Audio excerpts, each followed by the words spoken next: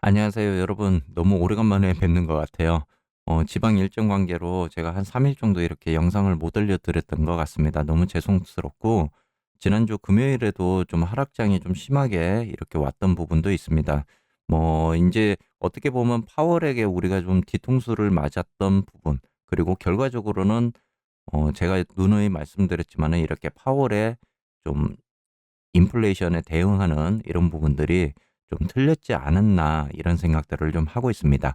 자, 이렇게 파월 의장이 인플레 대응이라든지 또는 연착륙에 대한 분석, 그리고 심지어는 이제 전직 동료들까지도 이렇게 파월에게 직격탄을 날리는 그런 모습을 보여주고 있습니다. 자, 금리 인상이 어떻게 보면 너무 늦었고 또 본인의 오판을 이렇게 만회하기 위한 또 과속 드라이브를 지금 진행을 하고 있는 거 아닌가 이렇게 생각이 듭니다. 자, 파월의 의도와 다르게 이렇게 긴축 속도가 더 빨라질 거라는 지금 경제 분석들이 계속적으로 나오고 있습니다. 어찌 보면은 이제 파월식 가정론을 우리가 생각을 해보면요. 자, 만약에 러시아가 우크라이나를 침공을 하지 않았다면 또는 중국이 이렇게 제로 코로나를 고수하지 않았더라면 그랬을 때 중국이 봉쇄 조치를 하지 않았더라면 인플레이션이 이 정도까지 높아지지 않았을 것이다. 이렇게 이제 파월 생각에서는 이런 가정론을 펼칠 수도 있을 것 같습니다. 자, 그런 의미에서 어떻게 보면은 우리가 이제 몇 개월 전으로 이렇게 한번 돌려보면은요. 이렇게 당시 미 중앙은행은 어떻게 해야 했을까? 그리고 파월 미 중앙은행 의장은 어떤 판단을 이렇게 내렸어야 했을까? 우리가 좀 생각을 해봐야 될 것 같습니다. 파월 의장의 입장에서는 이런 핑계를 댈 수가 있습니다. 하지만은 세계 경제를 책임을 지고 있는 수장으로서 결과로 말할 수밖에 없을 것 같습니다. 결과로 평가를 받고 실수를 반복하지 않는 게 어떻게 보면은 세계 경제 대통령의 그런 숙명이 아닌가 이런 생각도 들고 있는데요. 자, 그렇다면 파월이 오판을 하게 된 이유는 무엇일까요? 이렇게 파월 의장이 18번 중 하나인 데이터 기반의 그 결정 과정이 어디선가 분명히 잘못되고 있다는 그런 신호를 전문가들은 해석을 하고 있습니다.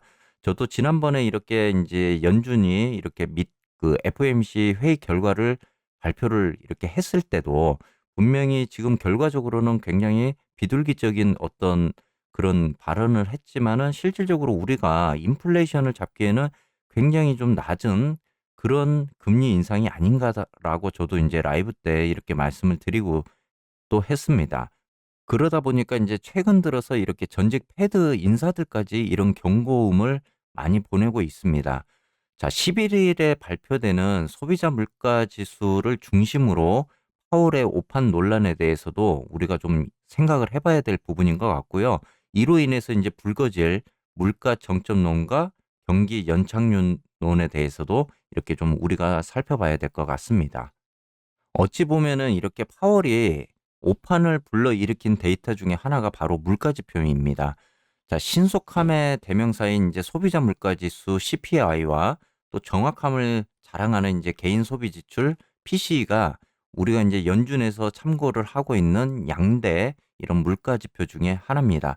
자, CPI 같은 경우는 이제 어떻게 보면은 굉장히 작고 이렇게 빠른 그런 선수로 우리가 이제 비유를 하고 있는데요. 이렇게 도시가구만 포함하는 대신 PC보다 빨리 집계를 하고 있습니다. 자, 최근 들어 급등하고 있는 식료품비와 이렇게 주거비 그리고 유가의 급등도 상대적으로 이제 잘 반영을 하고 있는 게 바로 CPI 지수입니다. 자, 이에 비해 이제 PCI 같은 경우는 좀 굉장히 좀 무거운 그런 지표입니다.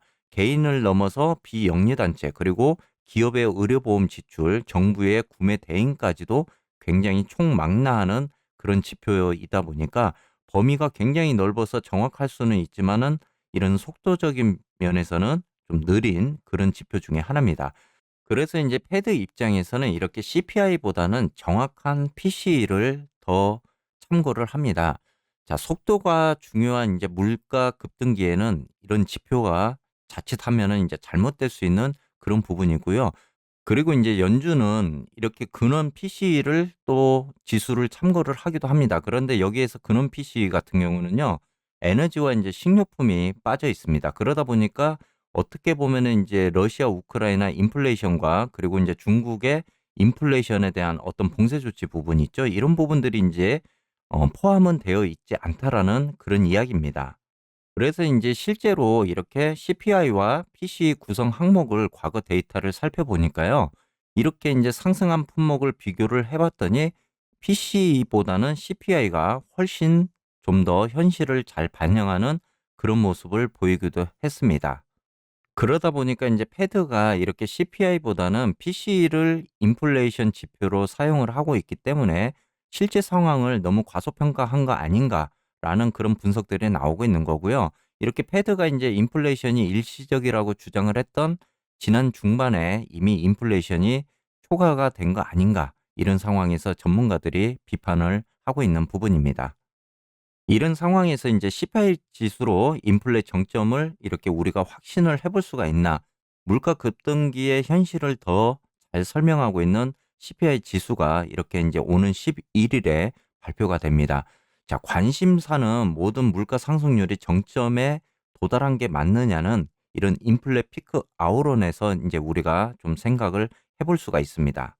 최근 들어서 이렇게 월스트리트 저널이 집계한 전문가 4월 CPI 예상치는 지난해 동기 대비 8.1% 정도 상승할 것이다라고 분석을 내놓고 있습니다. 전달 기록한 이제 81년 12월 이후에 최고치인 8.5% 상승해서 낮아진 그런 수치이기는 한데요. 이렇게 4월의 전월 대비 상승률도 0.2%로 전달에 1.2%보다 크게 낮아질 것으로 일단은 전망을 하고 있습니다. 그리고 인제 4월 근원 CPI도 6%로 전달의 6.5%에 비해서 떨어질 것으로 이렇게 전문가들이 지금 분석을 하고 있는데요. 설명력이 어떻게 보면은 인제 많이 떨어지기는 했지만 이렇게 근원 PCE는 석 달가량 안정세를 현재는 보여주고 있습니다. 이렇게 수치가 이렇다면 인플레 피크로는 힘을 좀 얻을 수 있는 부분이고 또 3%가 넘은 이런 미 국채 금리, 10 년물 금리도 다소 떨어지면서 증시에 호재가 될 가능성도 있습니다. 그런데 이제 이 부분에서 가장 중요한 게 이게 일시적이냐 또는 추세적이냐는 것입니다. 1분기 정점론이 맞다면은 인플레이션에 대한 불안감이 좀 더 누그러질 수 있는 그런 부분이고요. 하지만 인플레이션의 상승세가 주춤을 한 것인지 또는 물가 상승률이 확 내려가거나 인플레이션이 끝난 게 아니라는 그런 분석도 생각을 해볼 수 있을 것 같습니다. 자, 파월 의장도 이렇게 5월 FOMC 후 기자회견에서 인플레이션이 하락하지는 않고 좀 더 평평해질 것이다라고 이렇게 이야기를 하기도 했는데요. 이렇게 한 번의 데이터를 보고 모든 것을 판단을 한다라는 거는 위험할 수도 있습니다. 그래서 파월 의장도 한 달은 너무 짧고 그는 인플레이션이 두 달 정도 조금 더 낮아진다면 그것으로 이제 안심할 수는 없다. 인플레이션이 실제 통제가 되려면은 다시 25bp 인상으로 돌아갈 것 같다라고도 이렇게 예상을 하기도 했습니다. 이런 분석들을 토대로 우리가 좀 생각을 해보면요. 아직도 이런 악재적인 부분에 대해서는 연준의 입장에서도 확실한 결과적인 부분을 보여주지는 못할 것 같습니다. 그렇기 때문에 시장이 좀 더 굉장히 좀 좋지 않는 그런 방향으로도 갈 가능성이 굉장히 좀 커지고 있는 그런 부분 중에 하나입니다. 파월 의장이 이렇게 기자회견에서 자이언트 스텝에 관련돼서는 없을 것이다라고 이야기를 했습니다. 하지만은 자이언트 스텝 쇼크가 과연 증시에 일어나지 않을까도 지금으로서는 좀 의아한 그런 생각이 들고 있습니다. 자, 만약에 이렇게 이제 반대편에 서 있는 파월 의장을 제외한 현재 패드 인사들의 생각은 또 어떨지도 우리가 좀 고민을 해봐야 될 부분인데요. 그게 바로 이제 올해 FOMC 표결권이 있는 라파엘 보스틱 애틀랜타 총재가 이번 주 선봉에 서게 됩니다. 자, 연설을 이렇게 이제 공개 석상에서 하게 되는데 9일과 10일 그리고 11일까지 3일 연속 공개 석상에서 발언을 하기 때문에 이 애틀랜타 총재가 어떤 발언을 하는지에 따라서 또 우리가 증시에 쇼크를 받을 수도 있습니다. 그리고 이제 10 일에는 패드데이라고 해 가지고요. 10 일에는 존 윌리엄스 뉴욕 연은 총재 그리고 리치먼드 연은 총재 패드 인사 이렇게 미니애폴리스 연은 총재 등 다양한 총재들이 이렇게 연설을 앞둘 예정입니다. 그리고 12 일에는 메리 데일리 샌프란시스코 연은 총재가 또 공개 석상에서 이렇게 발언을 할 것 같습니다. 자, 자이언트 스텝 같은 충격 발언으로 이렇게 시장에 쇼크를 줬던 제임스 블러드 세인트 루이스 연은 총재는 현재까지 연설 일정을 이렇게 잡고 있지는 않습니다. 자, FOMC 표결권이 있는 이제 블러드 총재는 이렇게 3월 FOMC 때 유일하게 25bp 인상에 반대를 했고, 또 5월 FOMC에서는 50bp 인상에 대해서는 이렇게 찬성을 하는 모습을 보이기도 했는데, 제임스 블러드 총재 같은 경우는 지금까지 계속적으로 0.75% 상승 가능성에 대해서 이야기를 했던 인물이기도 합니다. 앞으로 이제 우리가 중요하게 생각될 증시 전망을 좀 생각을 해보면요. 1차적으로는 중국 봉쇄령이 어느 정도 완화되는 그런 모습을 보여야 되는데, 이렇게 중국이 아시안 게임까지 연기를 하면서 제로 코로나 정책을 계속적으로 고수하고 있는 그런 부분입니다.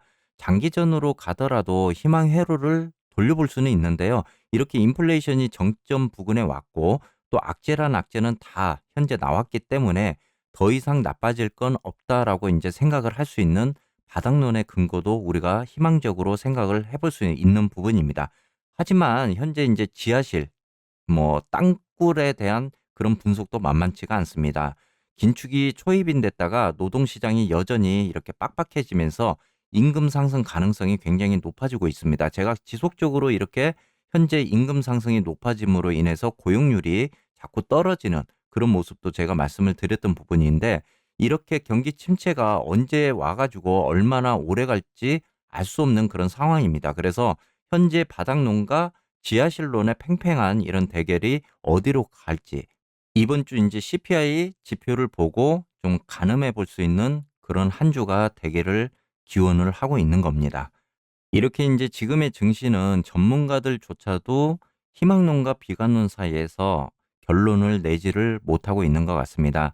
일단 중국의 이제 PMI 지표도 남아 있고, 또 4월에 CPI 지표도 이렇게 남아 있습니다. 과연 CPI 결과를 통해서 인플레이션의 정점을 우리가 확인을 하고 정말 바닥론인지, 또는 한 번 더 이렇게 지하로 빠져드는 지하실론인지 우리가 좀 한 주 이렇게 좀 생각을 해볼 수 있는 그런 한 주가 될 것 같습니다. 자, 지금 조금 힘든 그런 시기들이 계속적으로 나오고 있습니다. 여러분들 오늘 하루도 즐겁고 유익한 하루 되시고요. 또 다른 그런 영상을 통해서도 여러분들께 말씀을 드려보도록 하겠습니다.